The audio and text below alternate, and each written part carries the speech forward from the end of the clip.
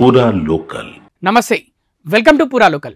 జమ్మూ కాశ్మీర్పై దశాబ్దాలుగా వివాదాన్ని రాజేస్తున్న పాకిస్తాన్ సీమాంతర ఉగ్రవాదాన్ని ప్రోత్సహిస్తూ భారత్పైకి ఉగ్రమూకలను ఉసిగొల్పుతోంది. ప్రతీకార దాడులతో మన దేశం బుద్ధి చెప్తున్నప్పటికీ దాయాది దేశం తీరు మారడం లేదు. గత 7 దశాబ్దాల్లో పాక్ భారత్ మధ్య చోటు చేసుకున్న కీలక సైనిక ఆపరేషన్లు ఇవి. భారత ఉపఖండం బ్రిటిష్ కబంధ హస్తాల నుంచి విముక్తి పొందిన 1947లోనే భారత్ పాకిస్తాన్ల మధ్య మొదటి యుద్ధం జరిగింది. దీన్నే మొదటి కశ్మీర్ యుద్ధం అని పిలుస్తారు. జమ్మూ కాశ్మీర్ కోసం ఈ యుద్ధం జరిగింది.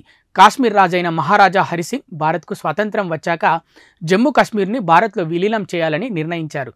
ఈ ప్రాంత పరిరక్షణ కోసం భారత్ తమ సాయుధ దళాలను రంగంలోకి దింపింది. 1947 అక్టోబర్లో పాకిస్తాన్ మద్దతున్న గిరిజన మిలిషియాలు జమ్మూ కాశ్మీర్పై దాడి చేయడంతో ఈ యుద్ధం అనివార్యమైంది. 1948 వరకు ఇది కొనసాగింది. ఐక్యరాజ్య సమితి జోక్యంతో ఇరు దేశాలు 1949 జనవరిలో కాల్పుల విరమణ ఒప్పందం కుదుర్చుకున్నాయి. జమ్మూ కాశ్మీర్లో 3/2 భాగం భారత్ స్వాధీనం చేసుకోగా మిగతా భాగం పాక్ నియంత్రణలో ఉండిపోయింది. దాన్నే పాకిస్తాన్ ఆక్రమిత కాశ్మీర్ అని అంటారు. దాని ఫలితంగానే నియంత్రణ రేఖ LOC ఏర్పాటైంది. 1965లో భారత్ పాకిస్తాన్ మధ్య మళ్లీ యుద్ధం జరిగింది. ఆగస్టు 5న స్థానిక తిరుగుబాటుదారుల వేషంలో వేల మంది పాక్ సైనికులు జమ్మూ కాశ్మీర్లోని నియంత్రణ రేఖ వెంబడి భారత భూభాగంలోకి చొరబడ్డారు. ఆపరేషన్ జిబ్రాల్టర్ పేరుతో రహస్య ఆపరేషన్ నిర్వహించేందుకు పాక్ ప్రయత్నించి విఫలమైంది. జమ్మూ కాశ్మీర్ను అస్థిరపరచడం, స్థానిక తిరుగుబాట్లను రెచ్చగొట్టడం లక్ష్యంగా పెట్టుకుంది. భారత్ ప్రతిస్పందనతోనే పాక్ తోకముడిచింది. ఈ యుద్ధం 1965 సెప్టెంబర్ 23 వరకు కొనసాగింది. ఆ తర్వాత సోవియట్ యూనియన్, అమెరికా మధ్యవర్తిత్వంతో ఇరు దేశాలు కాల్పుల విరమణకు అంగీకరించాయి. స్వాతంత్ర్యం కోసం ఉద్యమించిన తూర్పు పాకిస్తాన్పై పశ్చిమ పాకిస్తాన్ చేపట్టిన క్రూర అణచివేత 1971లో భారత్ పాక్ మధ్య 3వ యుద్ధానికి దారితీసింది. బెంగాలీ భాష మాట్లాడే తూర్పు పాకిస్తాన్ వాసులు పశ్చిమ పాకిస్తాన్ నుంచి స్వాతంత్ర్యం కోసం చేసిన ఉద్యమానికి భారత్ మద్దతు పలికింది. ఉన్నతమైన లక్ష్యం కోసం భారత్ ఎంచుకున్న విధానం బంగ్లాదేశ్కు స్వాతంత్ర్యం రావడానికి కారణమైంది. యుద్ధంలో భారత్ తిరుగులేని విజయం సాధించింది. 1971 డిసెంబర్ 4న కరాచీ నౌకాశ్రయం లక్ష్యంగా భారత నౌకాదళం ఆపరేషన్ ట్రైడెంట్ చేపట్టింది. తూర్పు పశ్చిమ సరిహద్దుల్లో తీవ్రమైన పోరాటం తర్వాత పాకిస్తాన్ దళాలు 1971 డిసెంబర్ 16న భారత్కు లొంగిపోయాయి. ఫలితంగా పాకిస్తాన్ 2 ముక్కలై బంగ్లాదేశ్ స్వతంత్ర దేశంగా ఆవిర్భవించింది. 1999లో భారత్ పాకిస్తాన్ మధ్య కార్గిల్ యుద్ధం ఎత్తైన పర్వత ప్రాంతాల్లో సాగింది.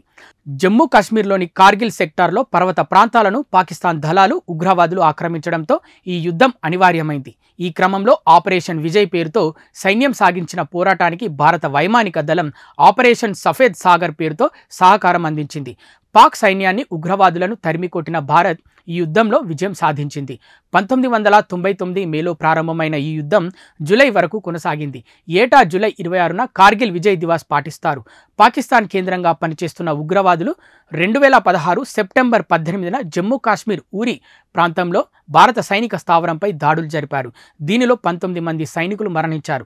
సెప్టెంబర్ 28, 29న నియంత్రణ రేఖ వెంబడి భారత్ మెరుపు దాడి సర్జికల్ స్ట్రైక్ నిర్వహించింది.